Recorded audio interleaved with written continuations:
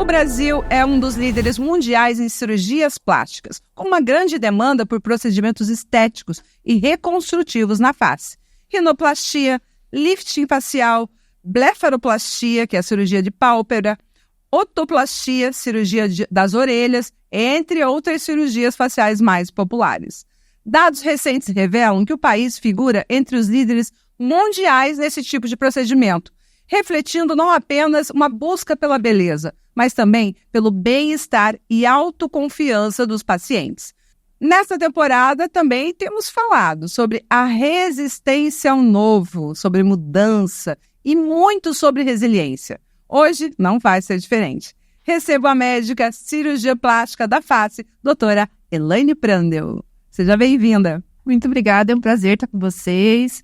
Uma grande expectativa também, porque para mim é uma coisa nova, né? Estar participando num podcast, mas eu acho que vai ser bem legal. Estreando a doutora Elaine aqui no podcast.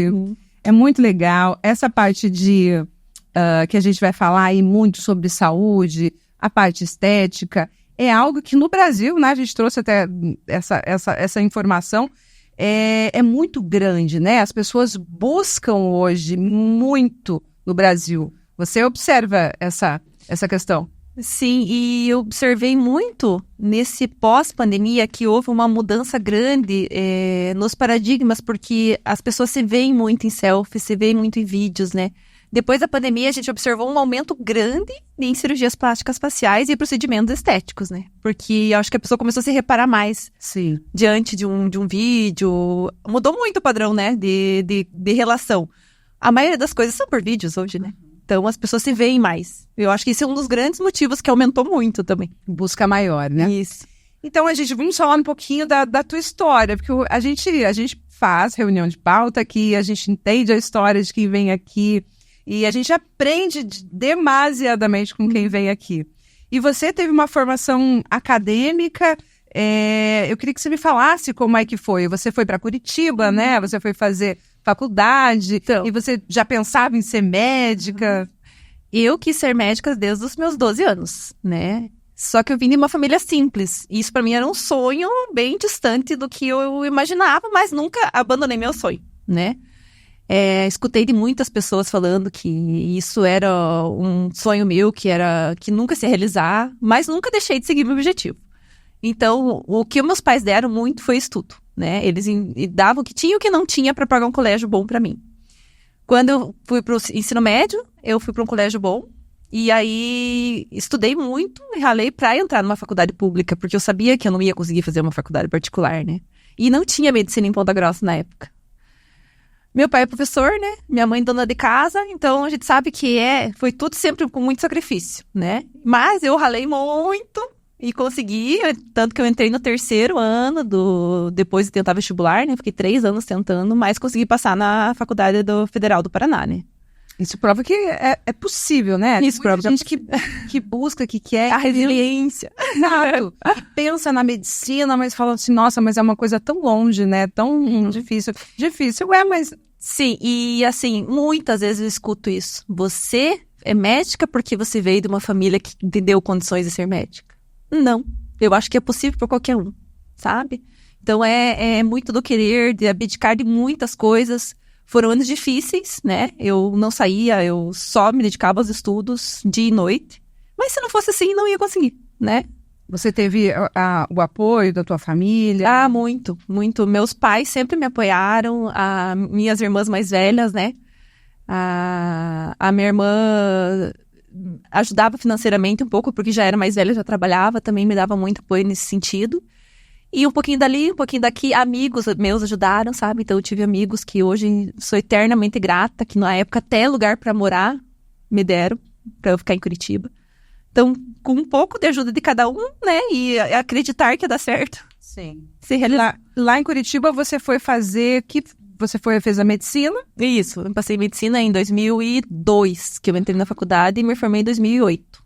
E aí você fez quais especialidades? Como é que foi? Aí eu terminei a faculdade e aí já eu ingressei na otorrinolaringologia e cirurgia da face, que é em conjunto, né, que a gente faz essa residência. Lá em Curitiba? Lá em Curitiba mesmo. Que foi no Hospital Mackenzie hoje, né, que na época era do Hospital Evangélico.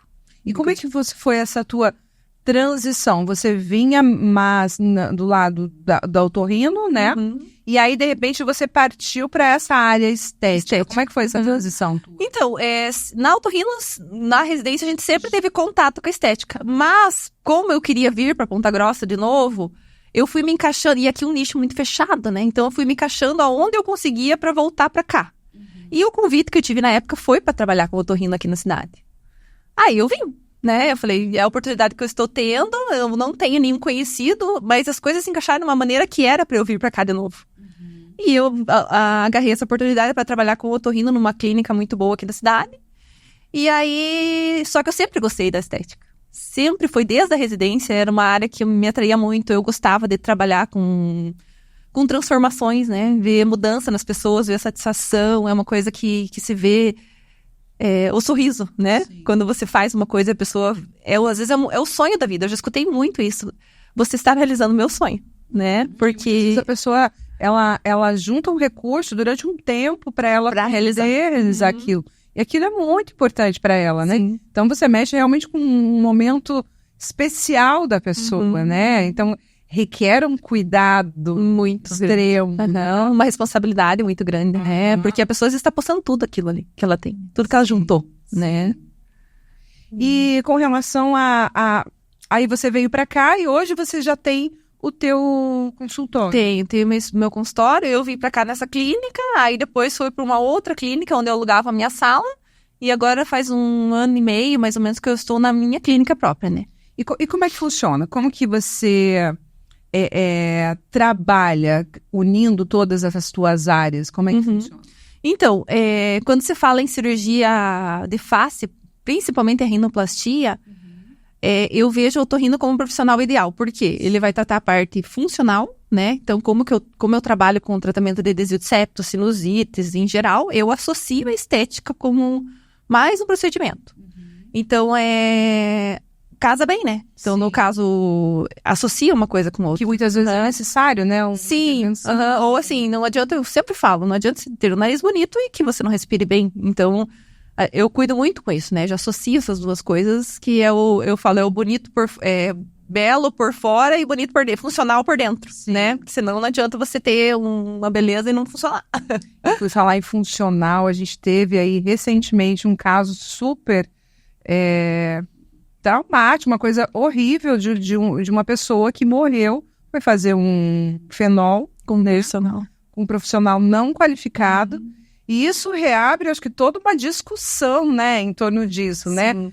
Onde vou fazer? Que, assim, existem profissionais e profissionais, a gente sabe que são profissionais, existem muitos profissionais aí que são extremamente cuidadosos, mas realmente é de dar medo, né? É triste, né? Porque é aquela história, é a banalização da estética. Então, eu acho que tudo você tem que ter um preparo, um estudo. São muitos anos de estudo, né? Eu falo, olha, para mim fazer um nariz foi tantos anos de faculdade, tantos anos de otorrino, milhares de cursos e acompanhamentos de médicos. Então, não é assim uma coisa que se faz pela internet e sai fazendo. É muito sério. É muito sério. E saber tratar intercorrências, né? Porque eu falo, então, se não faça, se você... pode acontecer isso? Pode, então saiba tratar uma intercorrência. E aí entra até aquelas questões, o que pode ser tratado por esteticistas, o que pode ser tratado pelos médicos, né? O que deve, no caso, ser tratado pelos médicos. Eu acho que a gente vem aí, eu acredito que a gente vem aí pra frente com muitas discussões em torno disso, porque até uma vez eu encontrei uma médica que falou, a pessoa vai lá e faz uma bobagem, mas daí vem aqui pro médico arrumar. Exatamente, eu recebo muita coisa assim, principalmente relacionada ao nariz, né? Você recebe? Recebo muito. Fez uma rinomodelação com fulano, não ficou como esperava, gastou um dinheirão, além de que atrapalhou a parte funcional. Então, e para consertar muitas vezes a gente não consegue, né? Tem muitos casos irreversíveis, que não vai ficar como... Isso causa um trauma, né? Sim, com certeza. Na pessoa. Me conte, dificuldades ao começar do zero e a família. Como é que você me fala isso? Voltando um pouquinho aí na tua história. Olha, quando eu fui para Curitiba, eu tinha apoio familiar, mas eu saí de casa sozinha, né? E fui para lá. Muitas vezes você pensa em desistir. Ai, que vontade de voltar pra casa dos meus pais, que vontade, né? Mas assim, eu tava focada muito no que eu queria, né? Tava focada, sabia o que eu queria. Passar numa faculdade federal não foi fácil. E aí, isso que me manteve, né? Com forças pra continuar. O que nesses momentos, assim, te fazia pensar em desistir? Ai, sentia muito falta de casa. Dos meus pais, do apoio dos meus pais, né? A gente sempre foi uma família muito unida, dos meus irmãos, principalmente.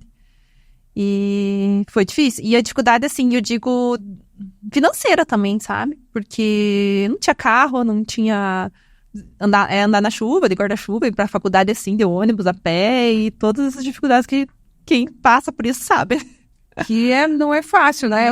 E quem estava no teu entorno também tinha um pouco de empatia, muitas vezes, com relação ao que você precisava? Você percebia isso ou não? Na medicina queira ou não, um pouco um pessoal mais elitizado mesmo, sabe? Alguns, sim, né? Mas sofri bastante preconceito, na verdade.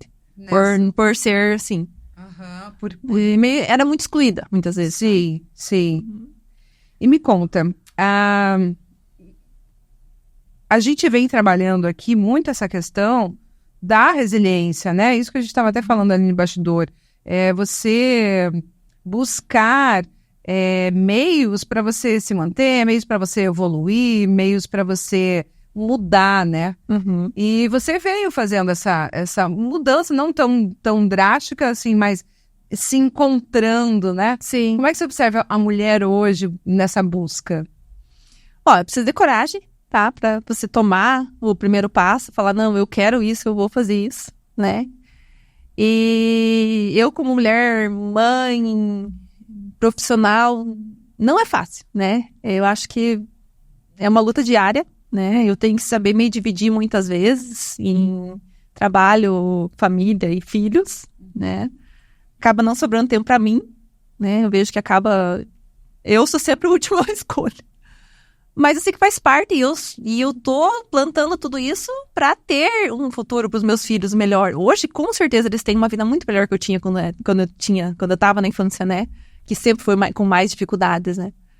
E eu sei que vale a pena, né? E eu gosto muito do que eu faço, né? Então, pra mim, eu não tenho a síndrome do fantástico domingo à noite. Eu adoro trabalhar, eu adoro fazer o que eu faço. Quando eu vou pra cirurgia, eu vou alegre, eu vou animada, porque é uma coisa que eu amo, sabe? É uma coisa assim... Por falar em fantástico, as pessoas não chegam lá falando... eu vi lá que tal coisa pode ser feita. O senhor Google. Sim. E aí eu vou lá no consultório e não vi que pode fazer. Tem bastante. Eu vi no Google que é assim, que é normal. Ou assim, muitas vezes ajuda também. Eu vi que isso é normal, porque eu li na internet e tal. Realmente é normal acontecer, porque a informação hoje é muito rápida. Muito rápida. Né? E eles buscam muito E você acha que atrapalha um pouco isso ou não? O paciente... ultrapassar os seus limites? Não, eu acho que a informação é benéfica, sabe? Eu acho que quanto mais dificuldade você tem de passar o conhecimento, quando o paciente é ignorante no sentido de falta de informação, é mais difícil. Eu prefiro quando o paciente já é mais instruído. Não, porque hoje, às vezes, você vai pro senhor Google, ler umas coisas, você fala assim, meu Deus do céu, vou morrer. Tem uns exagerados, né? Que já vem com aquela história que já ele vai achar o pior do que podia ter naquela situação. Mas não é a maioria, assim. Eu acho que a maioria é se instruir bem, assim, sabe? Você é uma pessoa autêntica, assim, né? A gente percebe na sua maneira, nas nossas conversas, né? E como que isso reflete ali na médica? Então, eu acho que já começa o meu diferencial assim. Sou mulher que trabalha com cirurgia. É poucas, né? Poucas. Plástica ainda? Menos ainda. Mas eu sou autêntica nesse sentido também, por querer sempre fazer o diferente. Eu gosto de desafios, né? Eu sempre busco, poxa, por que você podia ser clínica, atender de segunda a sexta, no consultório embora? Podia. Mas não é o que me realiza. Eu busco sempre novos desafios, aprender coisas novas, fazer cursos novos. E, assim, ser eu mesma. Sim. Eu recebo muito elogios no sentido assim, você é muito simples, você é muito acessível. Eu sou uma pessoa que, se o paciente quer sentar comigo e conversar sobre, vamos sentar e conversar, sabe? Então, eu não me coloco assim, do outro lado da mesa. Eu me coloco com o paciente de frente a frente, como se eu fosse igual para igual, pra gente estar ali e discutir o que ele precisa, o que ele quer. E a gente chegar no consenso. Mudou muito, né? Antigamente tinha um pouco dessa coisa lá, o doutor, a gente... trono e o paciente lá. o paciente aqui. Hoje não, o paciente, até por ele já ter um pouco mais de informação, ele vai lá e busca informação. Então, ele consegue muitas vezes entender e conversar e tudo mais. E também eu acho que os médicos estão mais presentes, como você, né? Super presente nas mídias digitais, né? Faz vídeo, explica. E os médicos hoje, eles estão tendo essa necessidade, vendo, né? Observando, essa necessidade de se colocar mais por conta das mídias digitais que exigem isso, né? Sim, eu acho que é a maior fonte de divulgação hoje, é a mídia digital.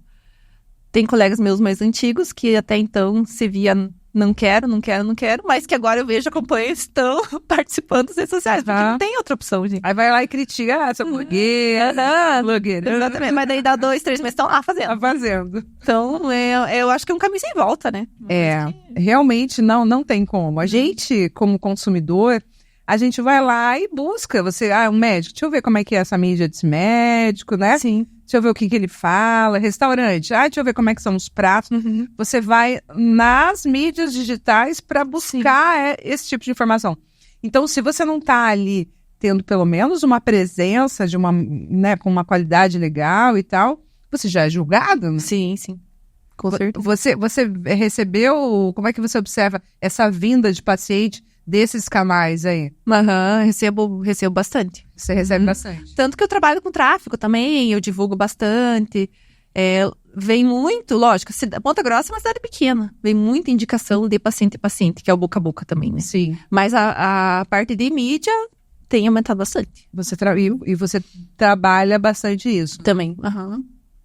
Eu queria que você me falasse um pouquinho sobre os seus pacientes, sobre as histórias, porque assim, dentro de um consultório, muitas coisas acontecem, e o dia a dia, né, você aprende muitas vezes com as experiências, né?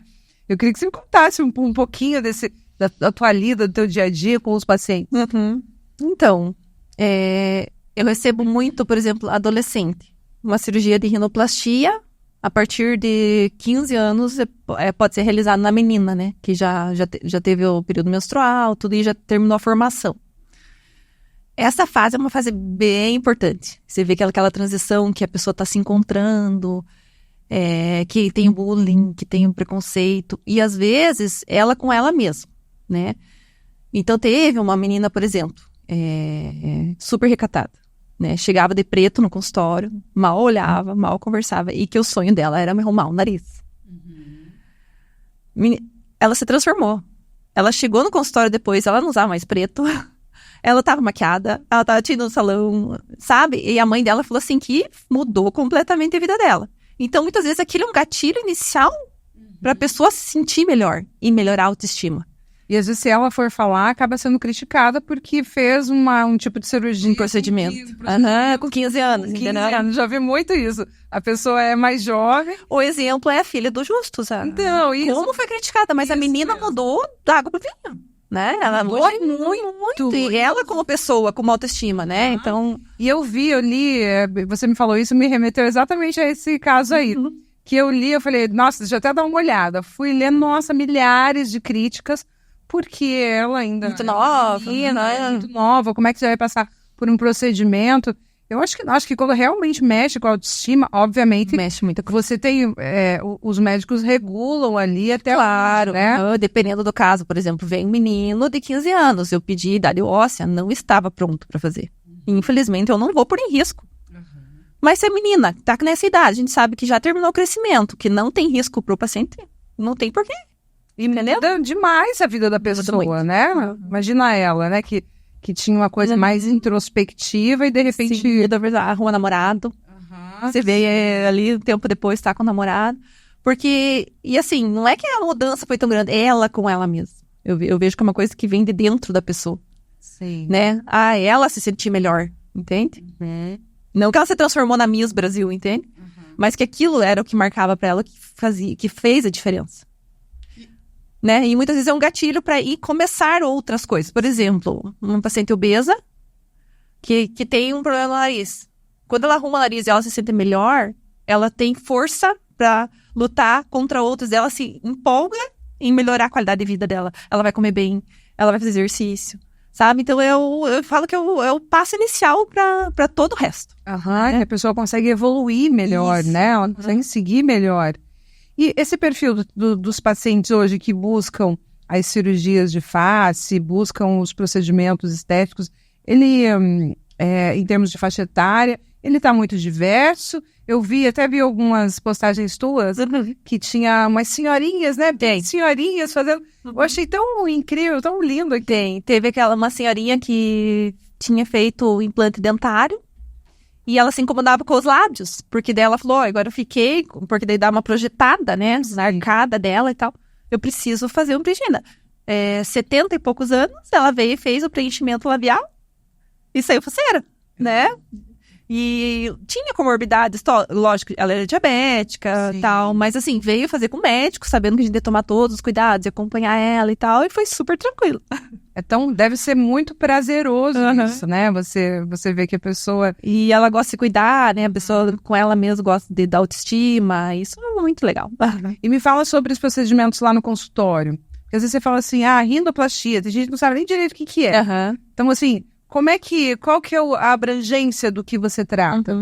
Então, eu trato desde o procedimento ambulatorial, que é em consultório, que entra cirurgias mais simples, que a gente fala... Simples, o que eu quero dizer? Não precisa do anestesista com anestesia geral. Sim. Por exemplo, uma cirurgia de pálpebra pode ser realizada na minha clínica, uma cirurgia de orelha pode ser realizada na clínica.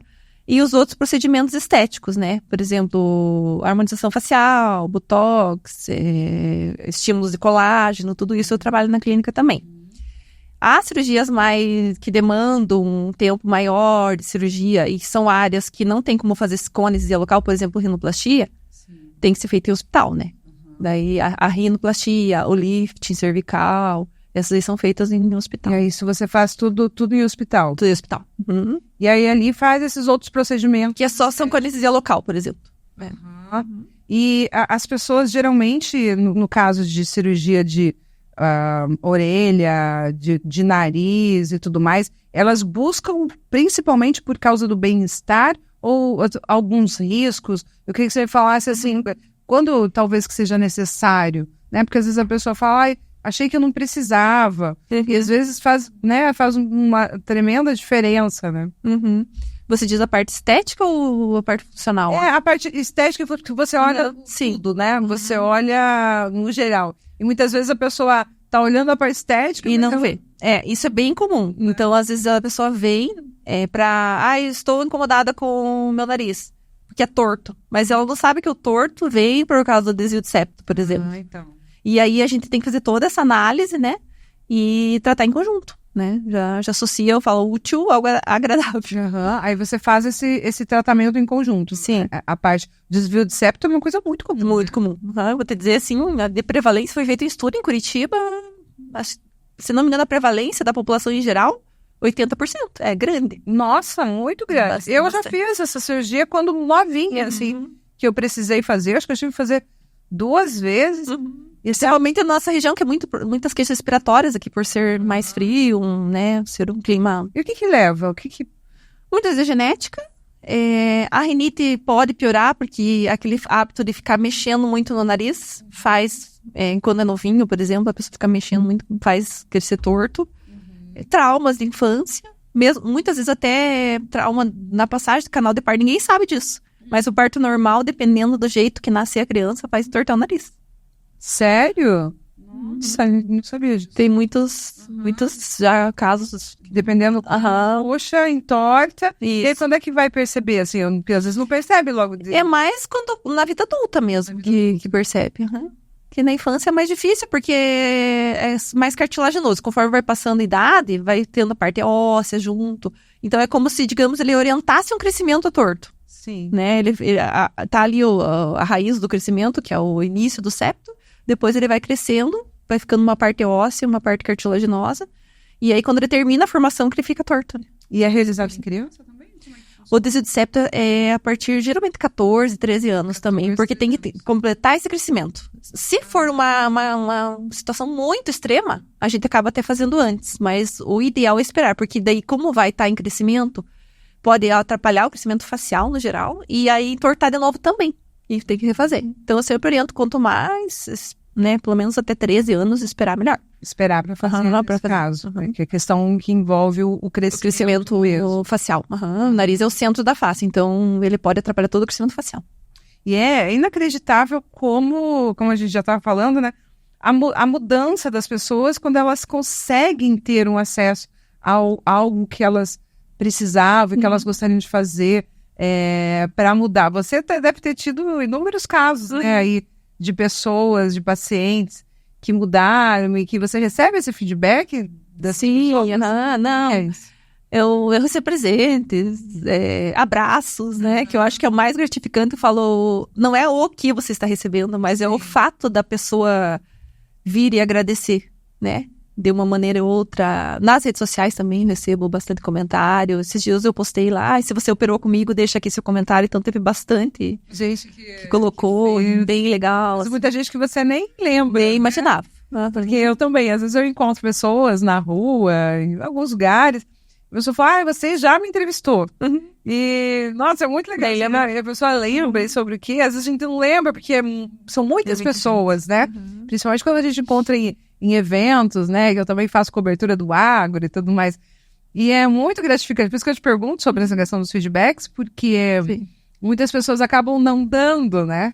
Mas quando a pessoa dá realmente feedback, é aquela coisa muito verdadeira, muito autêntica. E hoje até recebi um paciente no consultório que falou, eu vim aqui porque o meu chefe operou com você, lembra? Difícil lembrar, né? Mas ele falou que você é referência. Eu falei, nossa, é que a gente não tem essa visão, né? A gente acaba não percebendo, né? Então, é muito legal, assim. Você só sabe, né? Eu acho que, não sei se o famoso sabe da fama. Que momento sabe? Né? Qual é o momento que você sabe famoso, que estou famoso, que me procuram, que, né? Saber essa... Mas eu acho que é exatamente isso, quando você começa a receber esses feedbacks, né? De uma pessoa aqui, uma pessoa aqui. E o que você acha que funciona mais, no caso hoje, para os médicos? Porque, como a gente estava falando, eles precisam estar aí se posicionando, precisam estar trazendo o seu trabalho. O que você observa que funciona dentro da comunicação para você? Eu acho que o principal é a indicação boca a boca. O boca a boca ainda... do médico. Aqui na cidade ainda tá? Porque não adianta você fazer uma mídia boa e não dar o resultado que a pessoa espera. Claro, você tem que ter entrega. Tem que ter entrega.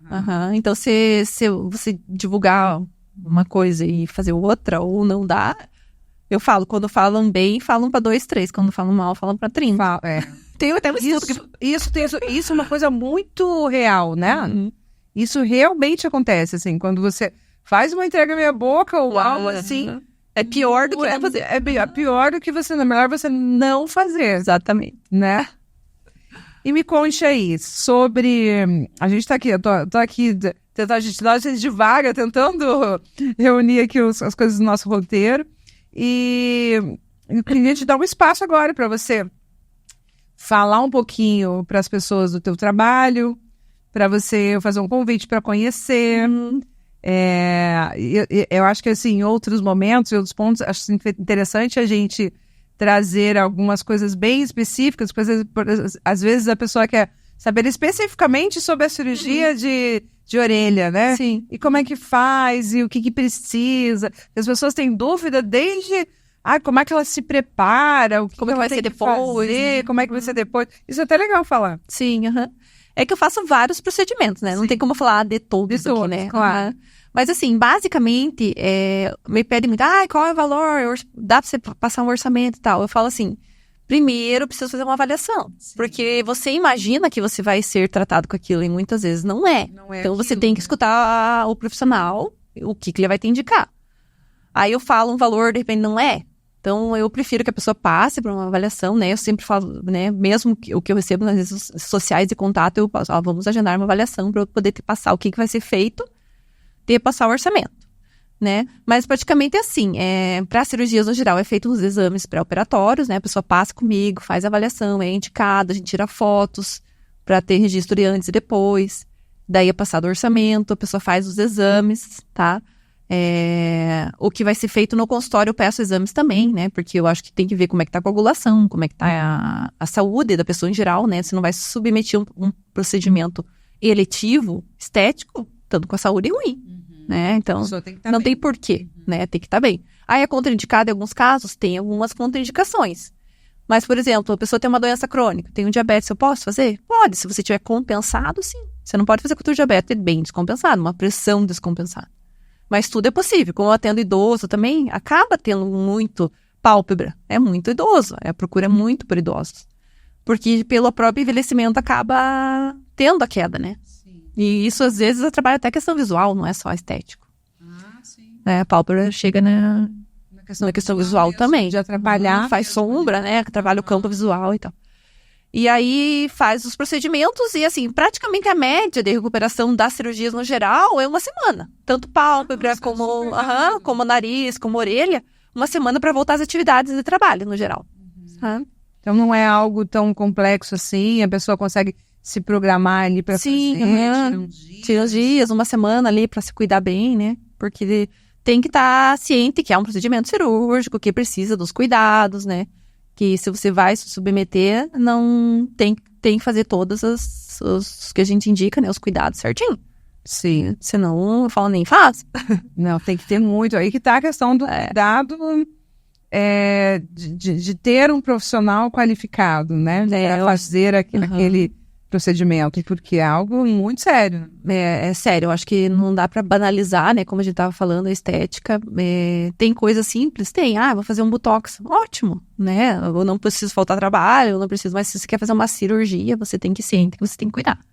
É uma cirurgia, né? Então, eu falo 50% meu trabalho e 50% do que você vai cuidar, porque você pode estragar tudo que eu fiz. Com certeza.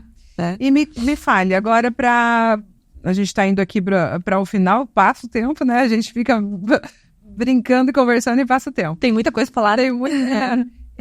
O que você diria para essas pessoas que, até para os profissionais que buscam se qualificar, estão indo para a área e buscam se qualificar e pensam na estética, porque a estética ela está em evidência, as pessoas pensam. O que a pessoa tem que ter? Como é que você observa a área?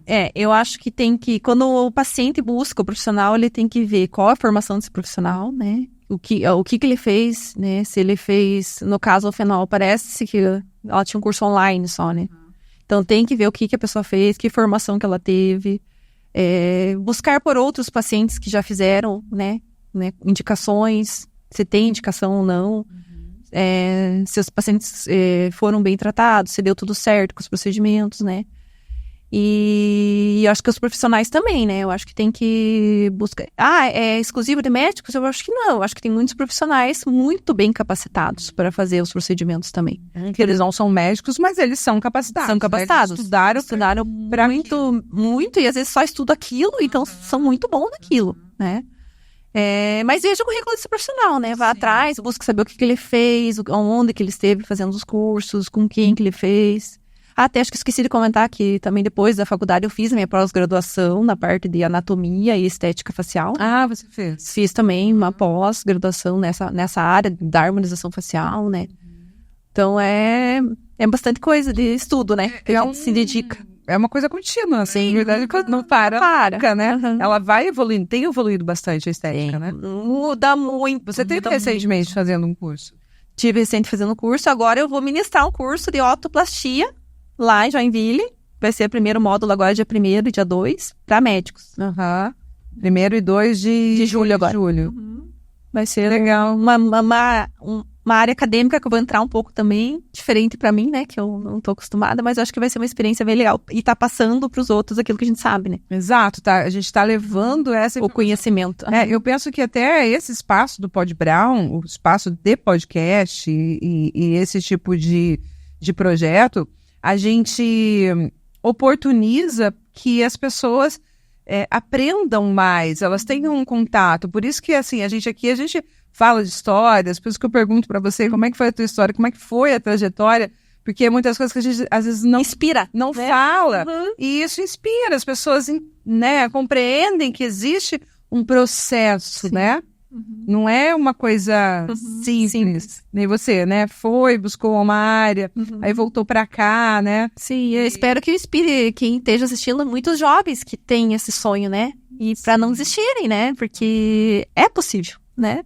Com certeza. Muito legal. Eu quero te agradecer e primeiramente te perguntar. Responda. Onde é que está a câmera da... Ah, tá aqui. Responda para a sua câmera. O que eu não te perguntei que você gostaria de responder? Não. Boa pergunta. Existe alguma coisa que eu não lhe perguntei, essa louca não me perguntou e eu deveria ter falado?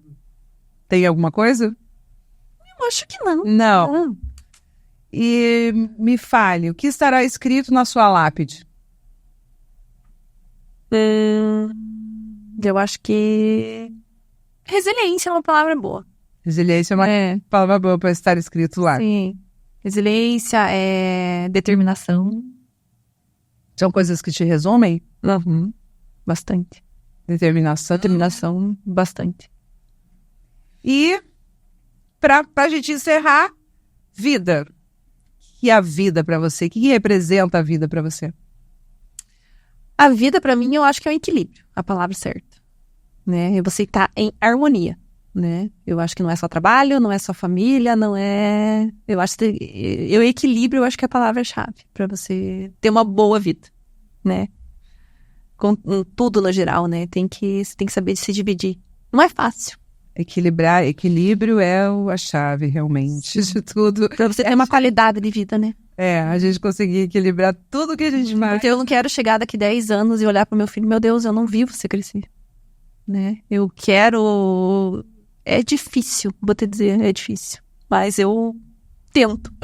Isso é muito legal, né? Essa questão de você, às vezes, olhar e falar assim, meu Deus, eu já tive esses lapsos, assim, de... O que eu fiz, né? Que eu tava quando eu falo pro meu filho assim, mas quem é você? Onde está a minha criança? Você já tá lá com 18, e aí? Precisa, né?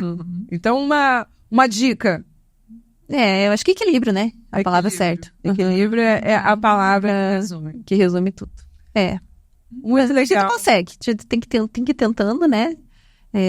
Eu acho que nem sempre a gente vai acertar tudo, né? Na vida. Eu tento fazer o melhor como mãe, como profissional, né? Eu sou muito dedicada no sentido assim, eu quero fazer o perfeito em tudo, só que acabo sofrendo muitas vezes, porque eu sei que eu não vou conseguir a perfeição. Mas eu tento. É isso. A gente não consegue a perfeição, é impossível. Eu até vi uma questão ali falando sobre mães cansadas. Mas mães são cansadas realmente, né? Porque assim, não tem como. É muita coisa que a gente faz, mas é tão prazeroso ao mesmo tempo, né? E é a realização como mulher, né? Dá tanta satisfação pra gente, né?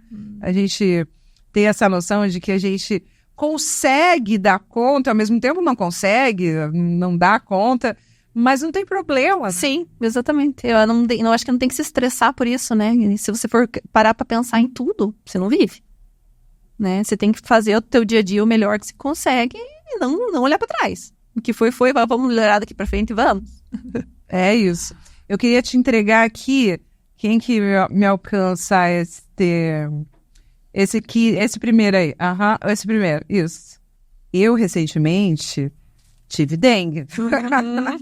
Então, todo mundo que vem aqui no Pod vai receber um repelente. O Tela Kids, tá? Pra você entregar pra lá da Farmácias Bom Jesus, o Adriano, você conhece o Adriano? Ele tá presenteando a gente, ele está participando do Pod, trazendo aí muitas coisas que a farmácia oferece. E eu falei pra ele, olha, eu quero repelente para os meus convidados e para que eles também possam se cuidar. Então aqui está o repelente. Obrigada, Adriano. E queria te agradecer por você ter vindo, você ter riscado ali a sua agenda para estar aqui, para a gente trocar essa ideia, fazer essa troca de fato, né? e levar essa informação que é extremamente relevante do que a gente fala aqui e as coisas que a gente traz. Muito obrigada. Obrigada a você, eu agradeço o convite, gostei muito de participar. Espero estar aqui outras vezes também, vamos ver. Com certeza, vamos te esperar. Obrigada. Então, bora se conectar com as pessoas que vão passar aqui pela segunda temporada do Pod Brown. Nós estamos aí só no início da temporada, são muitas histórias que vão passar por aqui. Eu espero que você fique com a gente, dê o seu feedback, vai lá, se inscreve no canal, @podbrown no Instagram, no YouTube, ativa o sininho lá, as plataformas entendem que se você gosta do conteúdo, se você interage, é porque ele é relevante e a gente faz aqui um conteúdo muito bem pensado para vocês, tá bom? Então, muito obrigada pela paciência, pela audiência e até a próxima. Tchau!